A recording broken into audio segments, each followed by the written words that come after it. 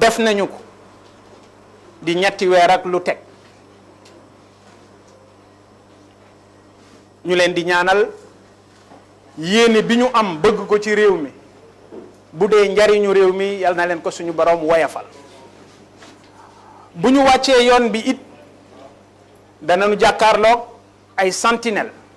yu mel ni Bougane ngir ñu tegaat leen ci yoon bi parce que nag ki nekkoon ci tool bi di yàq tool bi dañu taxaw ñun ñëpp xeex pour ñu jële ko fi muy Macky Sall ak njabootam kon jaadu na bu suñu borom defee ñu am autorité yu bees ñun ñi doon xeex Macky Sall bu ñu leen teqatale ñu échoué bu ñu leen galgalee ñu échoué c'est parce que nous on aura également échoué li may wax nag dafa laaj dégloo ak xel pas ak xol yéene bi ñu am mooy lu defar Sénégal kon képp ku jóg pour defar Sénégal wala am yéene defar Sénégal jàpp nañu ne dañu la fekk si ci loolu ngay dox ci suñu manière c'est important ñu def 100 jours moom président ma dégg ko démb ci ay kàddoom mu ne téeméeri fan de néew na ci xayma waaye ci téeméeri fanam yooyu mu ne am na premier ministre bu Sénégal mësta am contradiction dikk na bu fekkee ne néew na ba kenn mënu laa natt war naa néew ci nga tappal nit grade dëgg la wala du dëgg ngeen baal ma nag man wax ji leblewu ma ci bëgguma ci it fay bor dama bëgg rek li ñuy wax ñu teg ko ci bëgg Sénégal et ci loolu rek laa nekk mais xam naa ne balaa may ñëw dugg dans le vif du sujet am na ñoo xam ne ñu ngi taxaw ci roq bi naan mais na wax ci deuxième tour bien évidemment xam nga nit day nite man Bougane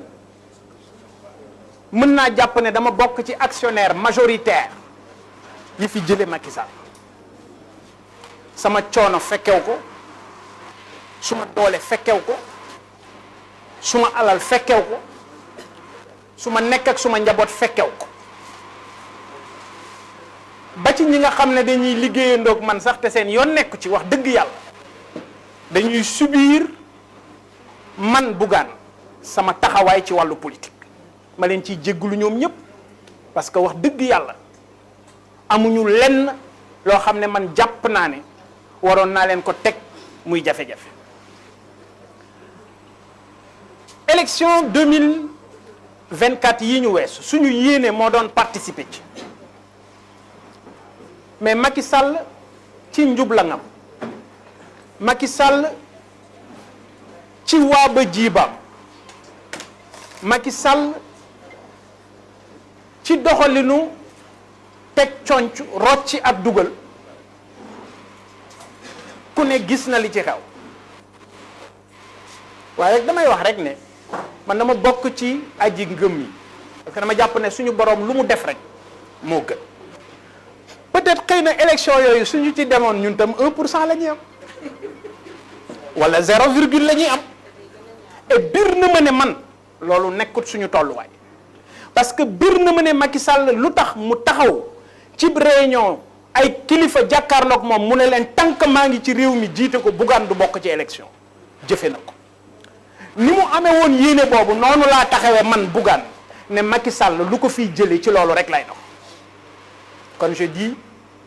le départ de Macky Sall man Bougane actionnaire majoritaire la ci ma wax kaddu gu am solo ma ne leen ñun gëm sa bopp ku ne xam na ne ñun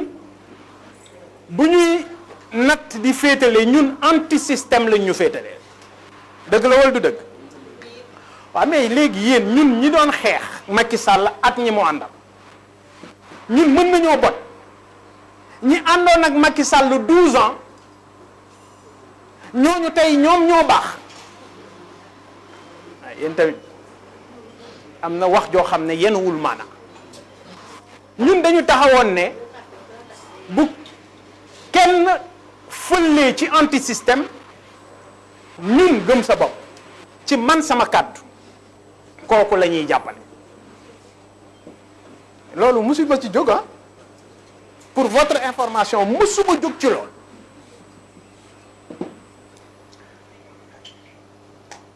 mais waxtaan wax dëgg ci la nit su waxul dëgg wax safaan yéen ci seen bopp dégg ngeen ñi doon xataraayu di wax ne anti système lañu nekk ci kaso bi génn def conférence de presse ne ñoom ak Macky Sall waxtaan nañu dëgg la wala du dëgg yegg nañu ba ci ne am na ñetti point de désaccord maanaam ñetti poñ yu ñu d'accord mais man nag bokkuma ci Sénégalais yi ñuy yóbbaale am na ñetti poñ yu ñu d'accordul